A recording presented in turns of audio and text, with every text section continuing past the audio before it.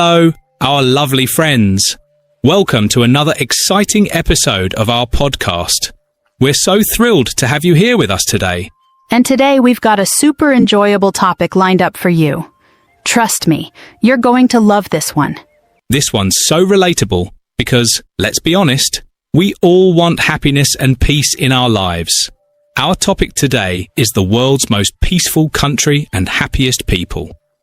But before we dive into the conversation, remember, you're here to learn English too. If you notice any new words, note them down. This is your chance to improve your listening skills and, of course, work on your conversation skills with us. So, Kirsten, let me ask you this. Are you happy in your life? That's an interesting question, James. To be honest, I'd say yes, I'm happy. But not as much as I'd like to be. Oh, I see. That's a pretty honest answer. It sounds like you've found some happiness, but there's still room for more, huh?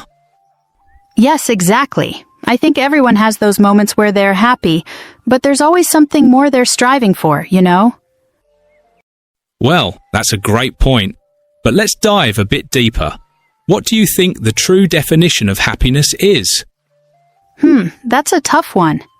I'd say happiness is different for everyone. For me, it's a sense of peace, contentment, and doing what you love. It's not just about big achievements or material things. It's more about enjoying the little moments and being at peace with where you are in life. What about you, James? What's your take on happiness? I love that perspective. For me, happiness is about balance. It's about having meaningful relationships, pursuing my passions, and feeling fulfilled in what I do. It's also about being grateful for the present moment, rather than constantly looking for the next thing. Wow, that's really nice, and I love how you put it.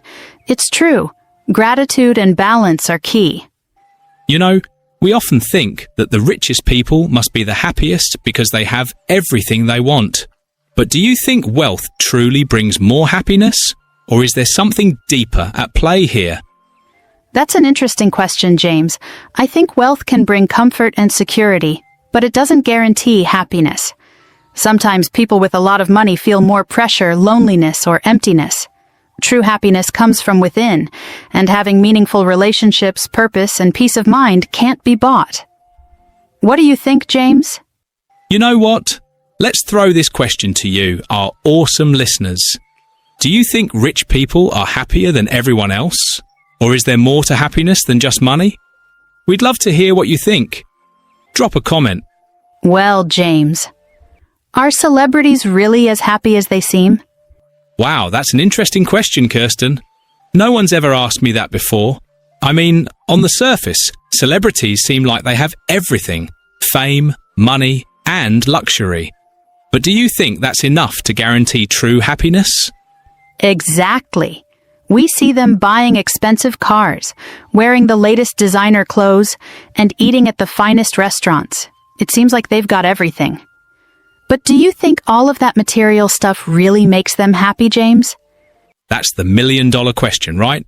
Luxuries might bring some temporary excitement, but happiness, in the long run, seems to come from deeper things like personal fulfillment, relationships, and peace of mind. Many celebrities struggle with their mental health, loneliness, and the pressures that come with fame. It's a whole different world. Well, Kirsten, do you think our societies play any role in our happiness and mental health? Or is it more about personal choices and individual circumstances? Absolutely, James. I believe society plays a significant role in our happiness and mental health.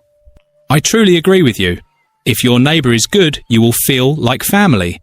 On the other hand, if your neighbour is bad or unfriendly, you might feel isolated or even stressed in your own home. The people around us, whether it's neighbours, co-workers, or friends, can either uplift us or drain our energy.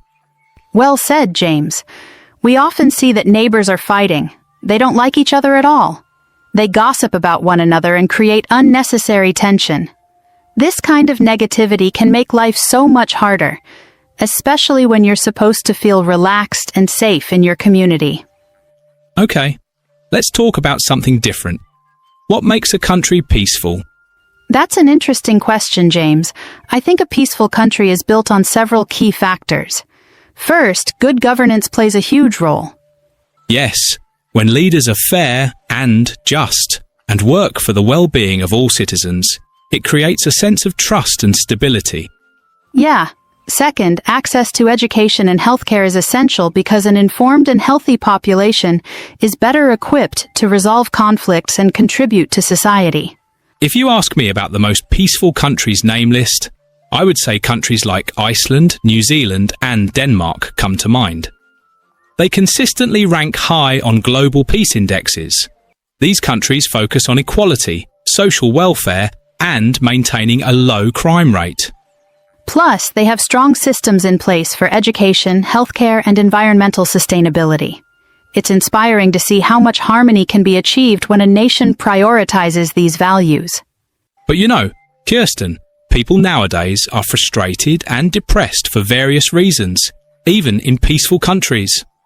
The pressures of modern life, like financial stress, work demands, and social media comparisons, can take a toll on mental health.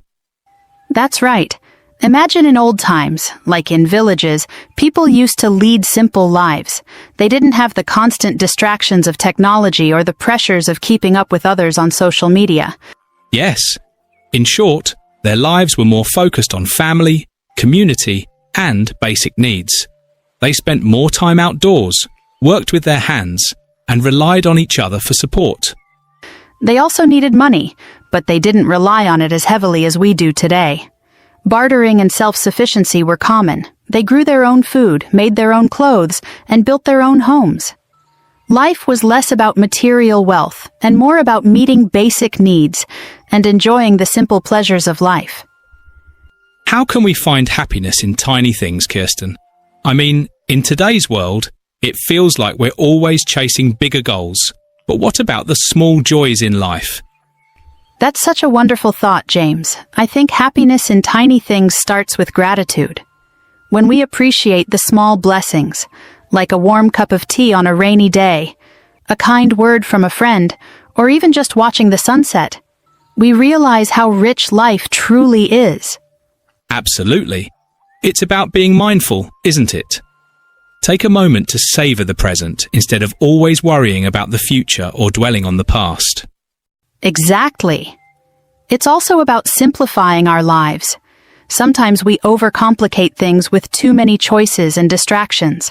Focusing on what truly matters, family, health, or a hobby, can make even the smallest moments feel significant. So true. Happiness isn't always about the destination. It's about enjoying the journey and finding beauty in the little things along the way. Well said, James. Life is full of tiny miracles. We just need to slow down and notice them.